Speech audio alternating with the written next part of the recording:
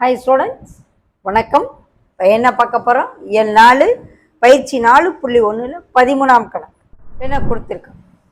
ஒரு முக்கோணத்தின் அனைத்து கோணங்களும் செங்கோணத்தை விட குறைவு, அதாவது 90 டிகிரியை விட குறைவு அப்படின்னா என்ன அப்படின்னா அந்த ஒரு முக்கோணம் என்ன முக்கோணம்?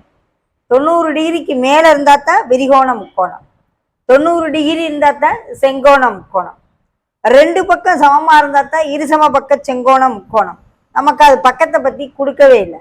அப்போ வெறும் அனைத்து கோணங்களும் செங்கோணத்தை விட குறைவுங்கையில் அந்த முக்கோணம் குறுங்கோண முக்கோணம் இப்படி இருக்கும். அந்த முக்கோணம் என்ன முக்கோணம்? குறுங்கோண முக்கோணம்.